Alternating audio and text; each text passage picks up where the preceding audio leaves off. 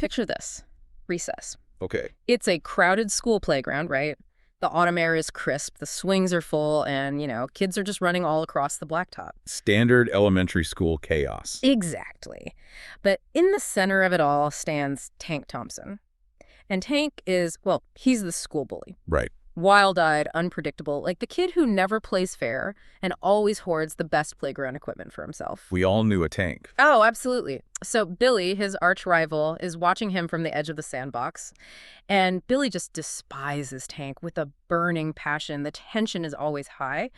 But today, Tank decides to do something totally unhinged just to project dominance. Uh-oh. Yeah. He pulls out a sharp piece of metal, stares directly at the kids to make sure they're watching, and deliberately, violently cuts off his own ear. Oh, wow. That is a stunning, grotesque image. Yeah. Just blood on the blacktop. Yeah, and he holds the severed piece up. He doesn't even cry out, just smiles, that wild smile. It's an act of sheer, irrational self-mutilation, entirely designed to force everyone else into this state of terrified submission. Right. It's the psychological warfare of absolute madness. Right. The implication being, if I'm willing to do this to myself just to make a point, imagine what I'm going to do to you. Exactly. So you would expect the other kids to just run away. You'd expect Billy to be horrified, maybe go get a teacher, or just back away from a situation that has clearly escalated into pure insanity. Which would be the rational response. But that is not what Billy does. No. No.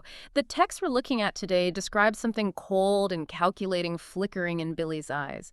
He realizes that in some twisted playground logic, Tank is currently, winning the intimidation game. Yeah. And Billy's foundational philosophy is that he cannot, under any circumstances, let the bully win. So Billy makes a calculation. Yep. A horrifying, deeply flawed calculation, but a calculation nonetheless. He runs into the classroom. He goes straight to the arts and crafts cart, grabs a pair of dull, rusted safety scissors, marches back out to the blacktop, Oh, no. stands inches from Tank's face, and begins to slowly, agonizingly saw off his own ear. With rusted safety scissors. Right. And when he's finally finished, bleeding and just in excruciating pain, he looks at Tank and screams, "Now we're even." Because in Billy's mind, it simply wouldn't be fair for the bully to have fewer ears than him. Exactly. He needed to, and this is the explicit phrase used in our source text today, he needed to level the playing field. Wow. The rusted scissors at the hinge. The agonizing slowness of it. It paints a picture of a response that is somehow even worse, even more damaging than the original offense. It really does. So welcome to today's deep dive. Glad to be here. If you're prepping for a board meeting or trying to decode the latest shifts in global economic policy, or honestly, if you're just sitting at home wondering why the cost of your groceries, your clothes, your tools seems to climb higher every single month, You are in the exact right place. you really are. We are unpacking a fascinating, highly provocative stack of sources today from an author named Sean Dempsey. Specifically 2 pieces. Right. One titled Leveling the Playing Field, which contains that incredibly dark playground allegory we just outlined. And a second piece titled Tariffs Are a Trojan Horse.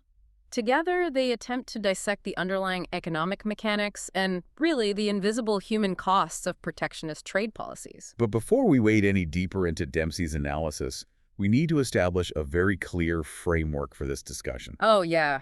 Important disclaimer time. Right, because tariffs and trade policies are inherently charged topics. They're intensely political. Very much so. You'll find factions on the political right who champion them as vital national defense, and other factions on the right who absolutely detest them as market interference. And the same goes for the left, right? Exactly. You'll find labor-focused groups on the left who demand them to protect union jobs, and internationalists on the left who vehemently oppose them as barriers to global cooperation. Which makes this the perfect moment for our neutrality disclaimer. We want to be explicitly clear with you. We are not taking a side in the political arena today. Not at all. We're not endorsing any political viewpoints, nor are we attempting to validate or invalidate any specific politician's platform. Right. Our goal is purely analytical and deeply educational. We're just going to impartially report on the arguments exactly as Sean Dempsey presents them. Yeah, we'll be mapping out the economic precepts of the historical economists he references. Titans of the field like Adam Smith, Frederick Bastiat, and Milton Friedman. Just to help you grasp the structural logic of the arguments. We're essentially acting as your guides through the architecture of Dempsey's thesis. By understanding the underlying mechanics, the why and the how of these economic theories, you'll have the necessary tools to navigate the broader public discourse on your own terms. Exactly. So let's step back onto that playground. Because as striking as that story is, I have to admit, it feels like a massive leap. I mean, we have a kid mutilating himself with rusted scissors out of spite, and we're supposed to connect this to international trade policy. It sounds absurd on its face. Totally. I need help bridging this gap. How does a visceral tale of playground self-harm translate into the dry, complex world of global economics? Well, the brilliance of Dempsey's allegory lies in its deconstruction of retaliatory logic. To bridge that gap, we first have to understand the mechanical reality of what a tariff actually is. Okay, lay it out for me. When a foreign country, who will cast as Tank the bully in this scenario, decides to impose a tariff on incoming goods, what is the actual mathematical mechanism taking place? They're placing a tax. Right. But they aren't taxing a foreign government. That's the misconception. They are artificially raising the prices of goods for their own citizens. Wait, really? Yeah. They're making it more difficult and more expensive for their own populace to acquire the things they need. In an attempt to project strength, or to harm a rival's export market, or to protect a specific domestic industry, that government is inflicting a widespread economic penalty on its own people. Oh, I see. Economically speaking, they're cutting off their own ear. So the initial act of the tariff is essentially a self-inflicted wound. The bully hurts himself to look tough or to try and indirectly scare someone else. Precisely. Now, we look at Billy. Billy represents the retaliatory nation, the nation that sees this foreign tariff put in place. Right. Billy observes the rival harming their own citizens and operating under this deeply flawed logic and concludes, I cannot let them get away with this. I must respond. So in order to level the playing field, Billy's government imposes its own retaliatory tariffs. Exactly. Meaning they decide to tax their own citizens as well. Yes. They artificially inflate prices for their own consumers. They make raw materials more expensive for their own domestic manufacturers. They inflict a widespread economic penalty on their own populace. Right. Billy takes the rusted scissors and cuts off his own ear. Dempsey's profound point here is that retaliatory tariffs hurt the host nation far more than they hurt the intended target. Because Billy didn't inflict any physical pain on Tank by cutting off his own ear. None at all. He merely permanently maimed himself to satisfy a psychological need for parity. The logic of, it's not fair for him to have fewer ears than me, sounds completely insane when we're talking about physical body parts. It does. But Dempsey is suggesting that this is the exact same underlying logic used when policymakers say, it's not fair for them to have higher tariffs than us, so we must raise ours. That's the argument. The assumption is that by matching the self-harm of your neighbor, you're achieving fairness or projecting strength. But it's just the illusion of parity masking mutual destruction. Mathematically, yeah. All you've accomplished is ensuring that both populaces are now economically diminished. You haven't solved the problem of the initial tariff. You've simply duplicated the economic inefficiency within your own borders. And the imagery Dempsey uses to conclude that short story really drives the collateral damage home. It's quite haunting. It is. The story doesn't end with Billy being carried off on the shoulders of his classmates as a hero. It ends with the playground fundamentally changing. Right. The slide begins to rust faster. The swings sway empty in the wind. The children speak in quieter tones. The text notes, the playground never quite felt safe again. If we translate that back to the global economy, that rusting playground represents the chilling effect that protectionist policies have on global commerce. How so? Well, capital is inherently timid. When nations begin trading retaliatory tariffs, when the environment becomes a contest of mutual self-mutilation, the entire system of investment and innovation slows down. Because businesses halt expansion plans since supply chain costs become unpredictable. Exactly. The vibrant, active playground of free exchange devolves into a landscape of suspicion, scarcity, and economic stagnation. It turns a positive-sum game, where everyone can theoretically benefit from trade, into a negative-sum game where the primary objective is just making sure the other guy is bleeding as much as you are. Which serves as the perfect transition into the core thesis of Dempsey's second piece, Tariffs are a Trojan horse. Ah, okay. The playground allegory shows the absurdity of the retaliation, but the Trojan horse metaphor explains why populations willingly accept these policies in the first place. Okay, let's unpack that Trojan horse concept, because a policy that essentially acts as economic self-harm doesn't get implemented unless there's a phenomenal marketing campaign behind it. That's for sure. In Dempsey's view, tariffs are almost universally sold to the public, not as taxes, but as shields. They're presented as defensive fortifications. The rhetoric is always focused on protection. Right. A politician stands up and says, "We are bringing this magnificent wooden horse into the city to protect our vulnerable industries.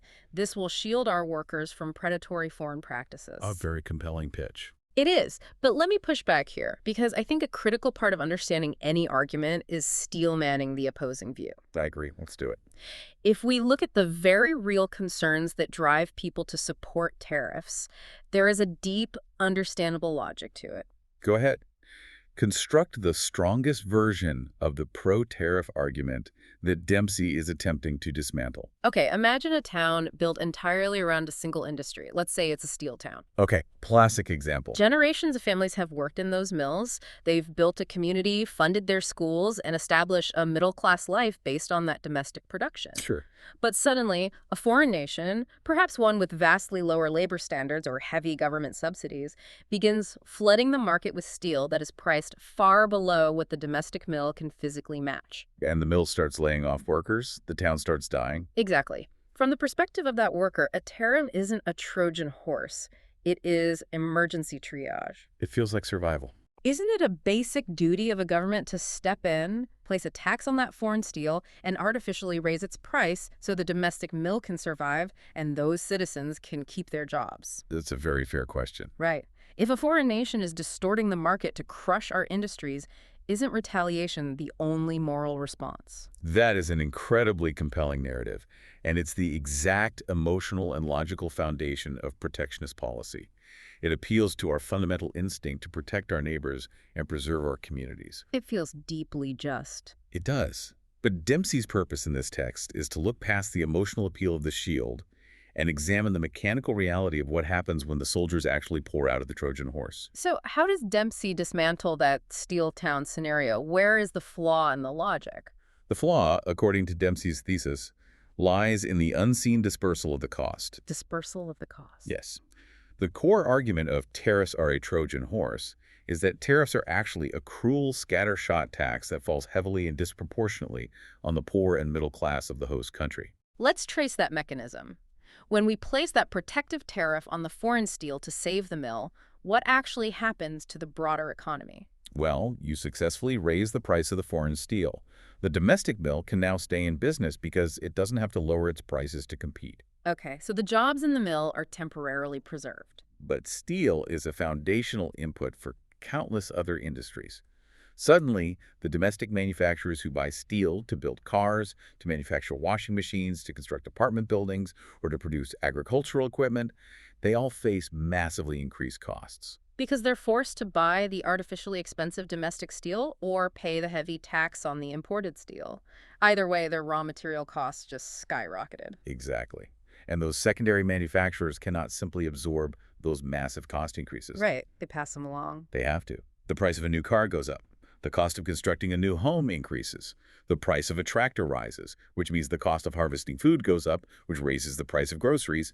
I see. So to protect a concentrated group of workers in one specific industry, the government disperses an invisible tax across the entire population. And this is where the Trojan horse analogy snaps into focus. The public welcomes the policy, believing it's a punishment inflicted on the foreign government or the foreign factory owner. But the foreign factory owner does not pay the tariff to the domestic treasury. No. The importer pays it and then immediately passes that cost on to the consumer. The domestic consumer foots the entire bill. Always. The tariff does not act as a shield against foreigners. It acts as an aggressive tax on domestic citizens. It distorts the natural pricing mechanisms of the market, artificially inflates the cost of living, and relentlessly erodes the purchasing power of the entire community to subsidize the inefficiency of one specific sector. This is a vital point for anyone listening who has wondered why their budget feels tighter this year than last year. It hits very close to home. When you walk into a hardware store and a basic hand tool costs 25% more than it used to, that is not an act of nature. If a tariff was levied against the materials used to make that tool, that price hike is a direct, localized tax on your wallet. Yep. You are paying your own government for the privilege of buying that tool. To solidify this concept, Dempsey doesn't just rely on his own allegories. He constructs an intellectual lineage. Oh, the historical economists. Right. He brings in heavy hitters from the history of economic thought across centuries and across varying ideological schools to demonstrate that this critique of tariffs isn't a fringe modern complaint. It's a foundational pillar of economic science. He begins with the most foundational figure of them all, Adam Smith. Adam Smith, the 18th century Scottish philosopher, widely recognized as the father of modern economics. The very same. Now, when most people think of Adam Smith, they think of the invisible hand and cold, calculated market efficiencies. But Dempsey highlights a quote from Smith that frames this issue in a shockingly moral, almost philosophical light. He does. The text quotes Smith arguing that prohibiting people from making all that they can of every part of their own produce, or from employing their stock and industry in the way that they judge most advantageous to themselves, is a manifest violation of the most sacred rights of mankind. The most sacred rights of mankind. That is incredibly forceful language. It really is. He's not saying tariffs are merely bad for the GDP. He's elevating the ability to trade freely to a fundamental human right. Why does he view a simple tax on imports as a violation of sacred rights? Because Smith understood that at its absolute core, a tariff is the state utilizing its monopoly on force to dictate the behavior of free citizens. Okay, break that down for me. A tariff essentially tells a working-class citizen, you are not permitted to exchange your hard-earned wages for the most affordable, highest quality good available to you. Wow. We, the government, are going to artificially manipulate the market to force you to purchase a more expensive, potentially inferior product produced by someone we have decided to favor. It strips the citizen of their economic agency. It says that the state knows better how to allocate your limited resources than you do. Precisely. And economically, as Dempsey translates Smith's philosophy into practical terms, this means tariffs actively block access to the cheaper imported goods, clothing, basic food staples, essential tools that tighter working-class budgets desperately rely on just to survive. That concept of state-mandated inefficiency leads perfectly into the next thinker Dempsey introduces, Frédéric Bastiat. Ah, Bastiat, late 19th century French economist. He was renowned for his ability to cut through complex economic jargon with razor-sharp wit and devastating clarity, right? Absolutely. Bastiat had a unique talent for exposing the unseen consequences of government policy. And the quote Dempsey pulls from him is a perfect distillation of the Trojan horse concept. Let's hear it. Bastiat defined tariffs as a tax imposed upon the consumers of imported goods. It is a tax upon ourselves, a tribute we pay to our own inefficiency. A tribute we pay to our own inefficiency. To unpack the mechanics of that phrase, Dempsey provides a very specific real-world scenario in the text. The winter jacket example. Yes, let's walk through it in detail. He asks us to imagine a single mother. She's operating on a severely restricted budget, trying to stretch every dollar to provide for her family. Winter is approaching, and she goes to a department store to buy a winter jacket for her child. And she finds herself facing two options on the rack. Option A is a jacket manufactured overseas, imported, and priced at $10. Option B is a jacket manufactured domestically, and it's priced at $20. Under normal, unhindered free market conditions, the economic decision is instantaneous and obvious. She purchases the $10 imported jacket. Right, and the crucial part of that transaction is what happens to the remaining $10 in her pocket. Because she had access to the cheaper good, she now has $10 of retained capital. Exactly. She can use that money to buy extra groceries for the week, to pay down a utility bill, or perhaps to buy a pair of winter gloves to go with the jacket. Her overall purchasing power, and therefore her family's standard of living, is maximized. But then the government intervenes. As they do. The government decides that the domestic jacket factory needs to be protected. The domestic factory has older machinery, or higher overhead, or less efficient supply chains, and therefore they simply cannot figure out how to produce a jacket for less than $20. They are, in Bastiat's words, inefficient. Right, so to shield them from having to compete with the $10 import, the government places a $10 tariff on the foreign jacket. So the mother walks into the store the following week. Option A, the imported jacket, is now priced at $20 at the register. Option B, the domestic jacket, is also $20. This is where the true cruelty of the policy reveals itself.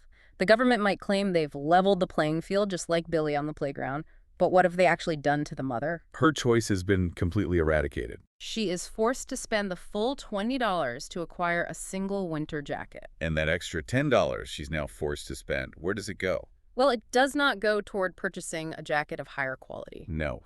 And it doesn't go toward a public good that benefits her family. That $10 simply evaporates from her limited budget. It is forcibly extracted from her to cover the inherent inefficiency of the domestic factory. It's the tribute Bastiat was talking about. The tariff has literally robbed this vulnerable mother of the options that free trade provided. The groceries she would have bought with that extra $10 will not be purchased. The local grocer loses that revenue.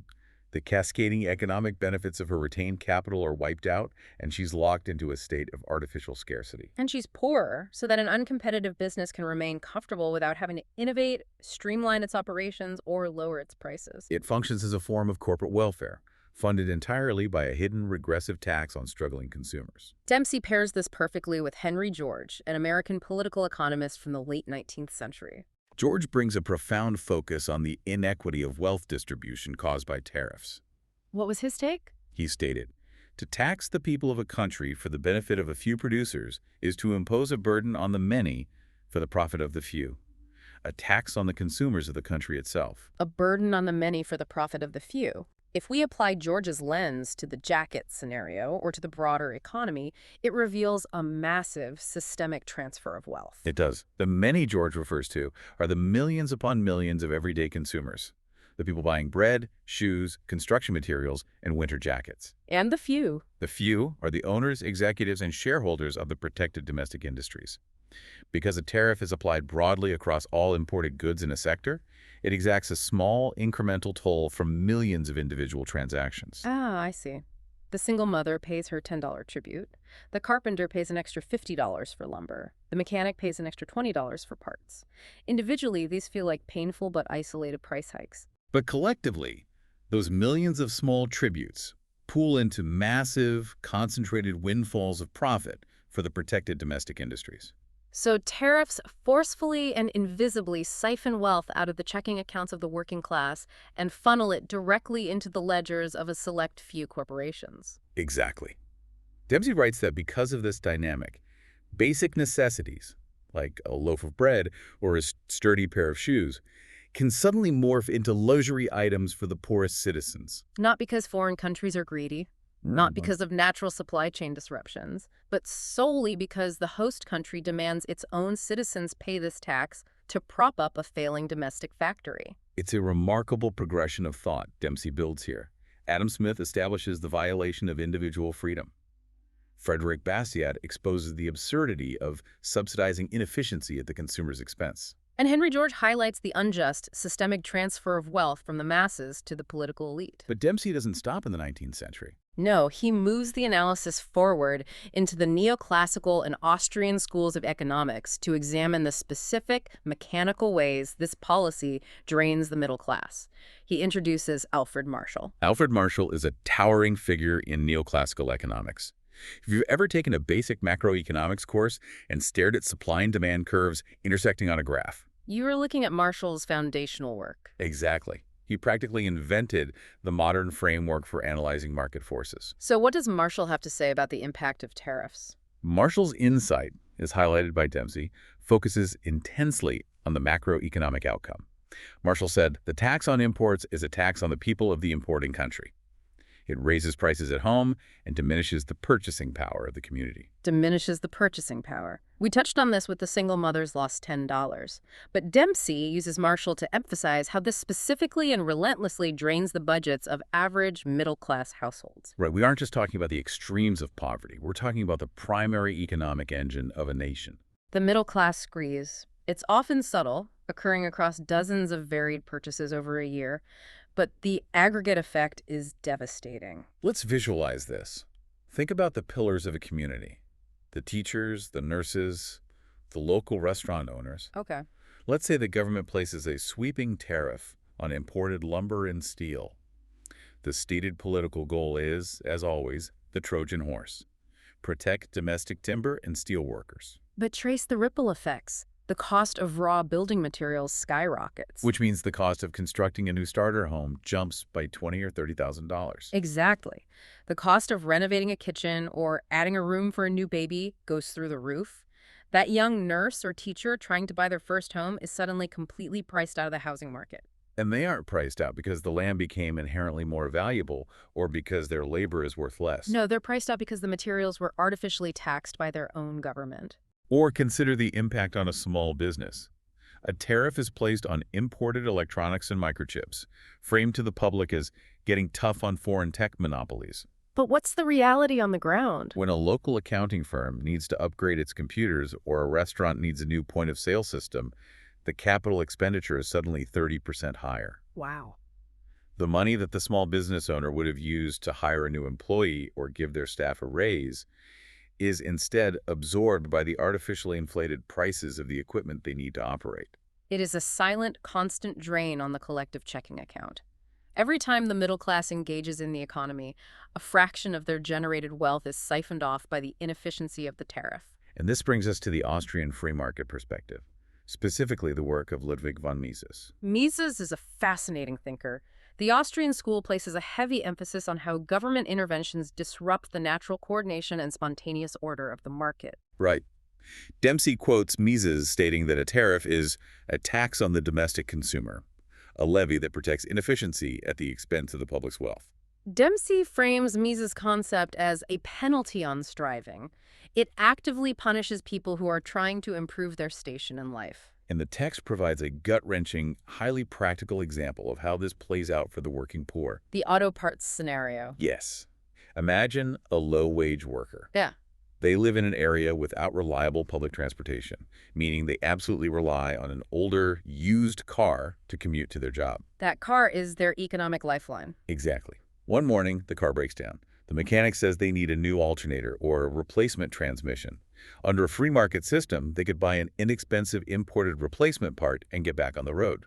But the government has placed heavy tariffs on imported auto parts to shield domestic auto manufacturing conglomerates. Because of that tariff, the cost of the replacement part is jacked up by 30 or 40%. The repair bill, which was already going to be a strain, suddenly becomes mathematically impossible for that working to pay. It just exceeds their available savings. So what is the outcome?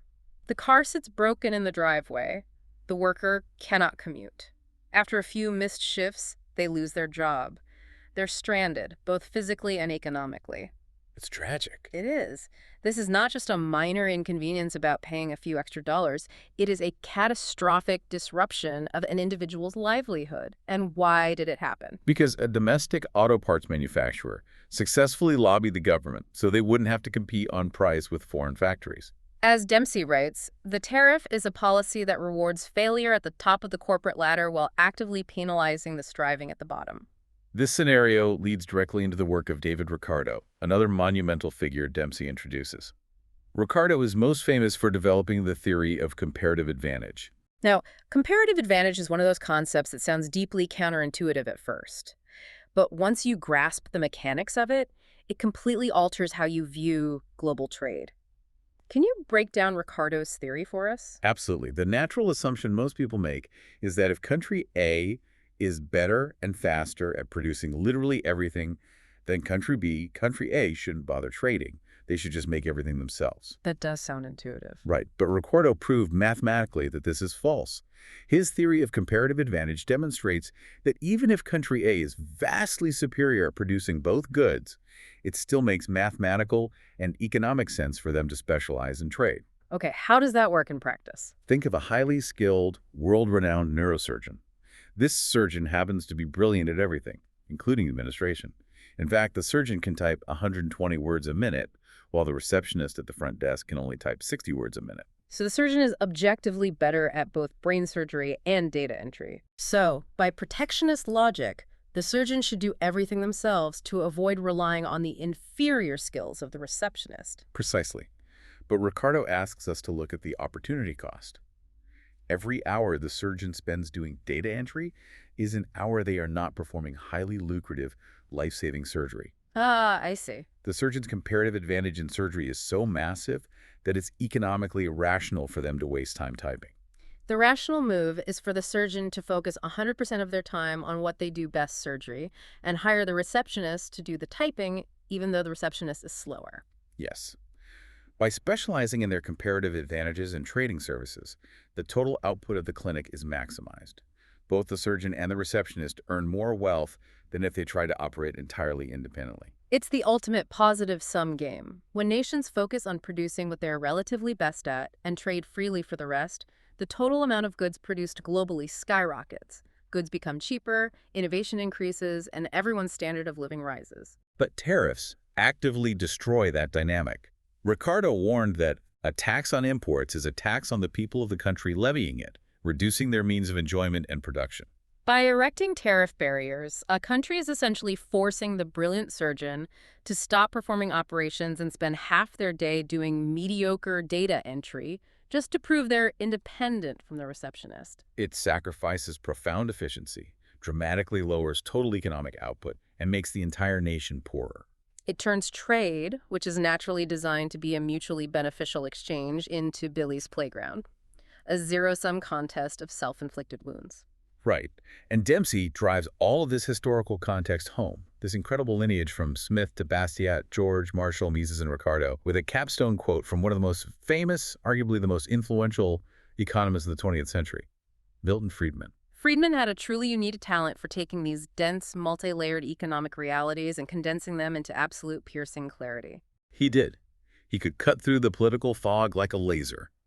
The quote Dempsey uses serves as the final fatal sting to the Trojan horse argument. What did he say? Friedman said, "Tariffs are a tax on the American consumer, paid not to the government for public use, but to inefficient producers as a subsidy." This is perhaps the most critical distinction in the entire text, and it's the mechanism that most often gets lost or intentionally obscured in political debates. Because when the average citizen hears the word tax, they have a predefined mental model of how it works. Right.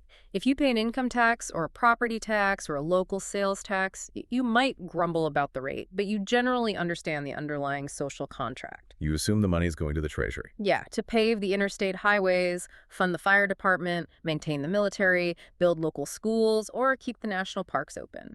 There is an expectation, however flawed the execution might be, of public utility. But Friedman points out that the vast majority of the economic burden created by a tariff does not flow to the government treasury. Wait, if it isn't going to the government to pave roads, where exactly is the money going? Let's use the sneaker example that Dempsey outlines. Imagine a truck driver goes to a sporting goods store to buy a pair of running shoes for his daughter. Okay. He picks up a pair of imported sneakers. Because the government has levied a tariff on foreign footwear, he has to pay an extra $15 at the register. Now, a fraction of that specific $15 import duty does eventually make its way to the customs agency. True, but we have to look at the macroeconomic ripple effect. What happens to the domestic sneakers sitting on the shelf right next to the imported ones? Well, the domestic shoe company suddenly realizes they don't have to compete with the cheaper $30 imported shoes anymore because the import now costs $45 due to the tariff. Exactly. The domestic company realizes they've been artificially insulated from price competition. They don't have to sell their sneakers for $30. They can immediately raise their price to $44, just one single dollar, under the new tariff-inflated price of the import. Ah. So the truck driver is trapped. He ends up paying an inflated price no matter which shoe he buys. The entire market price has been shifted upward. Yes. And if he looks at the shelf and decides to buy the domestic shoe for $44, where does that extra $14 he paid go? It does not go to the government to build a school. It does not go to customs. It goes straight into the corporate ledger of the domestic shoe company. Wow. It is a direct, unmitigated wealth transfer from the wallet of the truck driver to the profit margins of the corporation. It's a hidden subsidy. The government didn't openly write a taxpayer-funded check to the shoe corporation because voters would likely revolt if they saw that happening. Right. Instead, they rigged the market mechanics so that the consumer was quietly forced to hand over their own money to the corporation at the cash register. Precisely. As Friedman articulated, it is a tax paid directly to inefficient producers as a subsidy. It's quite a realization. I need to ask for clarification on a deeper structural point here, because this leads directly into Dempsey's sharpest critique of the policy. Why is this specific mechanism viewed by economists as so much more damaging, so much more unjust than a standard income tax? That's a great question. Nobody particularly enjoys paying income tax, but economists seem uniquely hostile to tariffs. Why are they viewed as uniquely punishing to the working class? That cuts to the heart of what economists refer to as tax structure. specifically the concept of regressivity. Okay, regressivity. Without getting bogged down in textbook definitions, the fundamental difference lies in how the burden is distributed relative to a citizen's wealth. Right, most modern income tax systems are designed to be progressive, or at least proportional. The basic premise is that the broader your economic shoulders, the heavier the load you are asked to carry. If you earn a massive income, you pay a higher marginal rate. The burden is ostensibly adjusted based on your capacity to bear it. Right. But a tariff is utterly blind to your income. A tariff is attached to the physical product, not the purchaser. It's a flat, unavoidable penalty levied at the point of sale, regardless of who is standing at the register. Dempsey uses the analogy of basic groceries, a gallon of milk, or staples like rice and sugar, to vividly illustrate how this breaks down in reality. Let's look at the mechanics of that grocery trip. Suppose a sweeping tariff is applied to agricultural imports and packaging materials, artificially raising the cost of a standard basket of basic groceries by $5. Okay. A multi-millionaire CEO walks into the supermarket, buys those groceries, and absorbs that $5 invisible tariff tax. For the millionaire, $5 is a microscopic rounding error. It's statistically irrelevant. Exactly. It does not alter their lifestyle, their investments, or their sense of security in the slightest. But when a minimum wage worker or a gig economy driver walks into that exact same supermarket to buy the exact same basket of groceries to feed their family, They are forced to pay that exact same $5 tariff tax. and for that working class citizen, that $5 represents a very real, very tangible fraction of an hour of their physical labor. It is a brutal, regressive bite taken directly out of their survival budget. Over the course of a month, those accumulated tariff hikes on groceries, clothing, and gas might be the exact difference between being able to afford a critical prescription medication or going without. It might be the difference between paying the electric bill or falling behind. But by attaching the tax to essential consumer goods, tariffs force the poorest and most vulnerable members of society to pay a disproportionately massive share of their functional income to subsidize protected corporations. It's a mechanism that actively widens the wealth gap under the guise of national defense. It really is. It's Robin Hood in reverse. The state utilizes its power to extract wealth from the poor to guarantee the profit margins of the politically connected.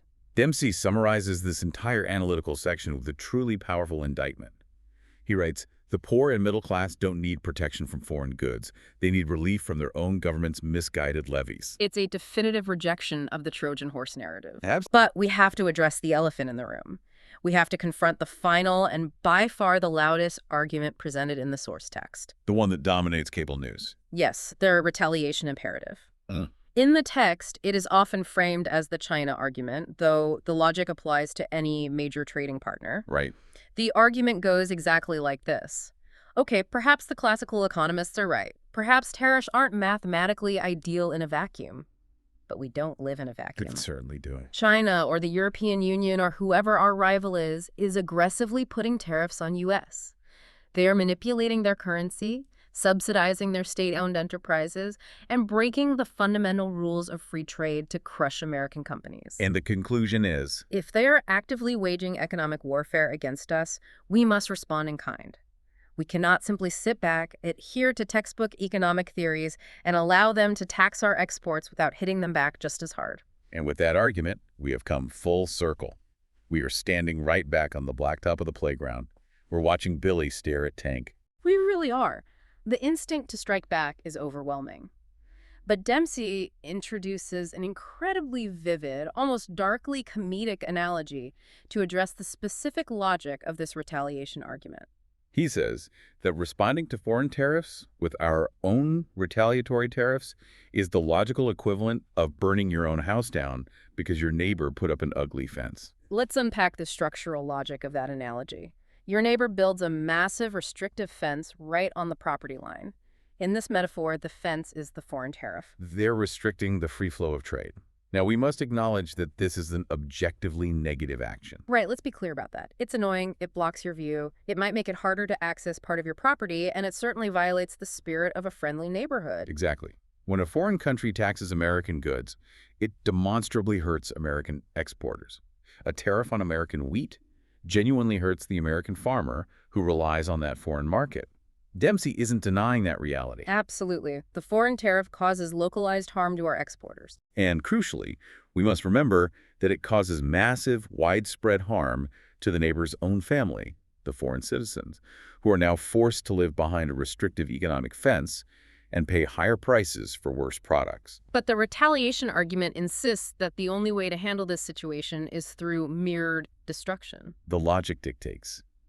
To teach my neighbor a lesson about the economic damage caused by building fences, I am going to walk into my own living room, pour gasoline on my sofa, and strike a match. It's madness. Let's trace how that translates into actual policy.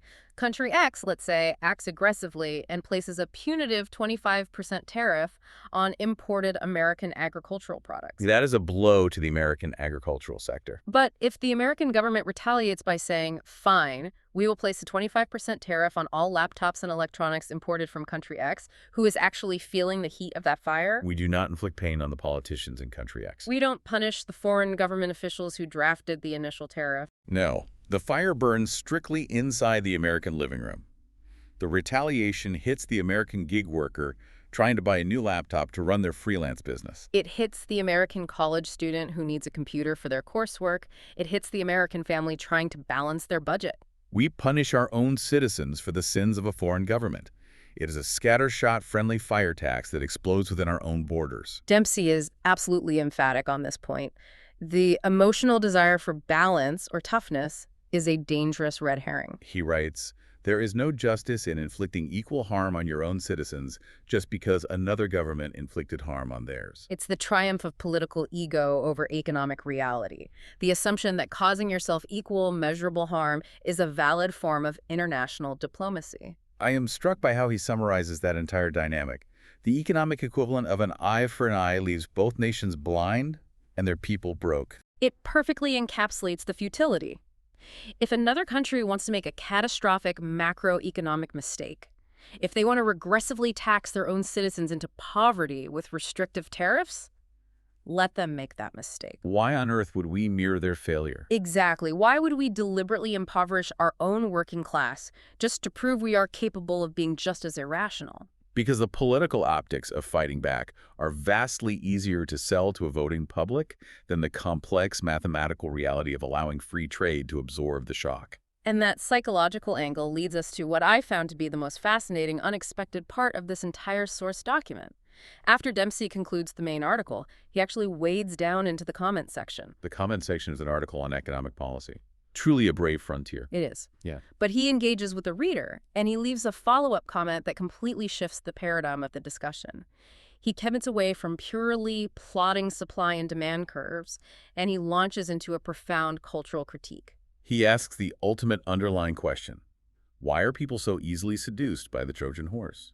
Why do intelligent, well-meaning voters actively cheer for policies that mathematically guarantee they will become poorer? And his diagnosis points directly to a systemic, generational failure in how we educate the populace about the fundamental nature of exchange. He argues that at some point, our educational institutions and our cultural narratives simply stopped teaching the basic mathematical principles of free exchange. We stopped teaching, Ricardo. We stopped teaching the positive sum nature of trade.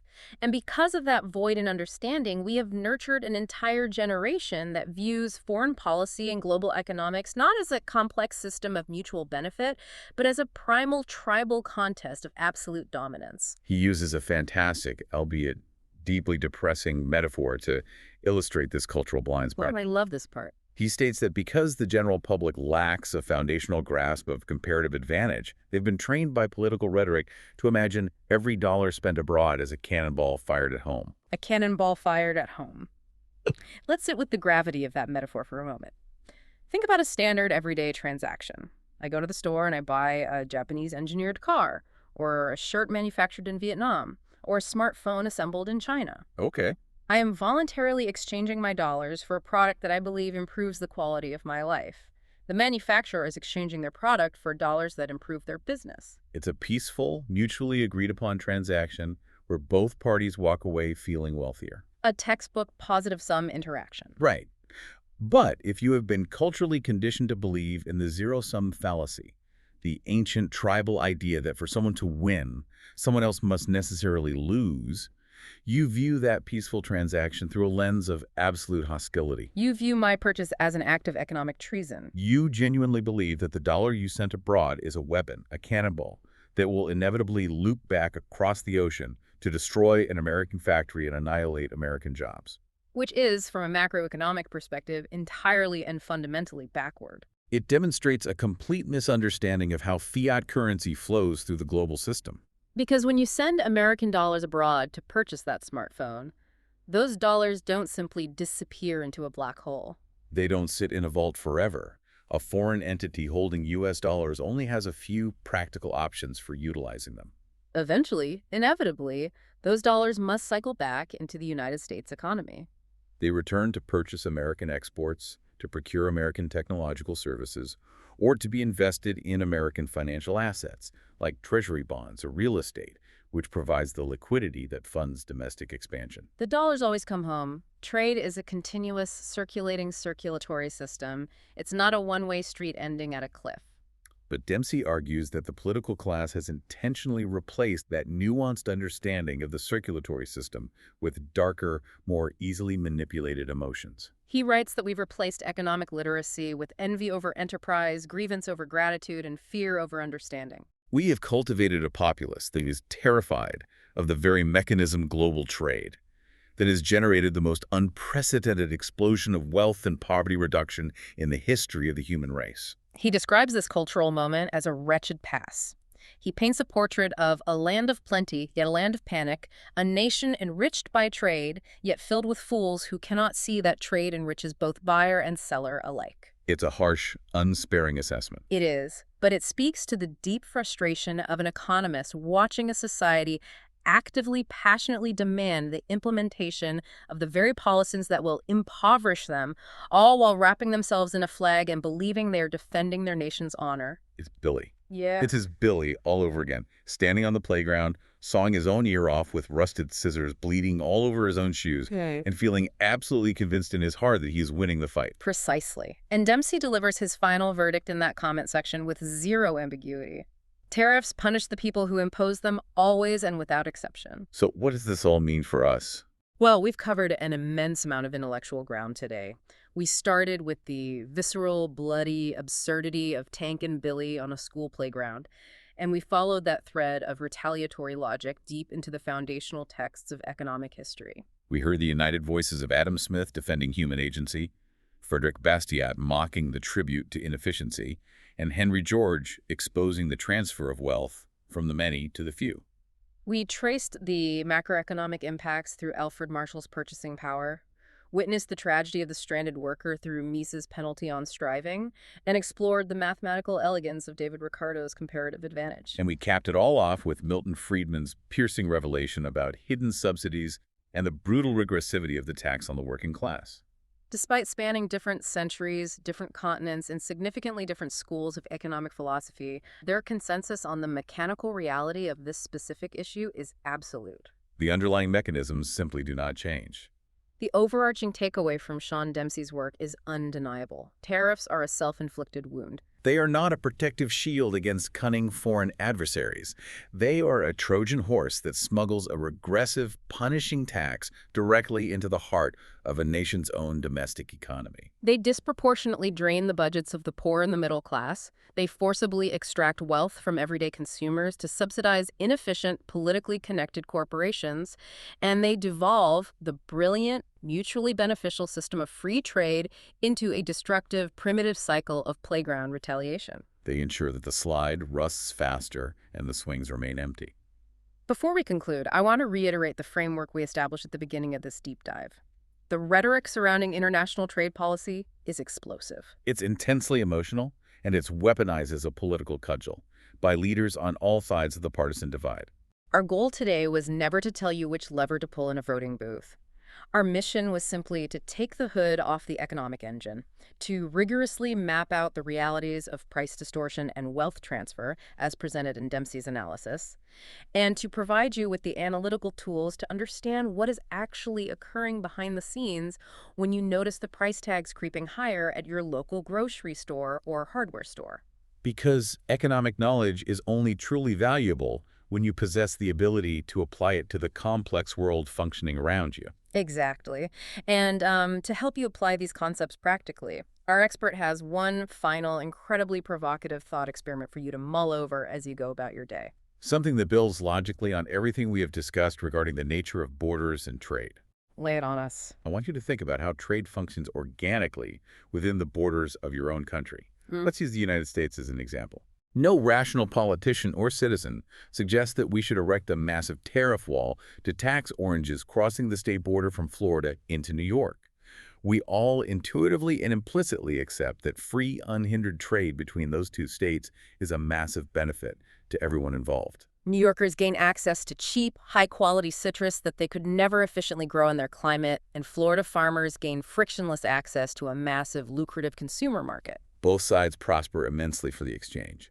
So the question you have to rigorously ask yourself is this: at what exact, invisible geographic line drawn on a map does the free exchange of goods suddenly stop being a mutual benefit and magically transform into a devastating threat that requires a government to violently tax its own citizens to stop it?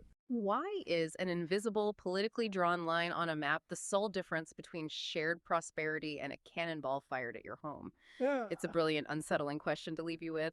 We want to warmly thank you for joining us on this deep dive. Keep asking hard questions, keep looking past the emotional political rhetoric to find the underlying mechanics, and keep challenging the invisible forces that shape the world around you. Until next time.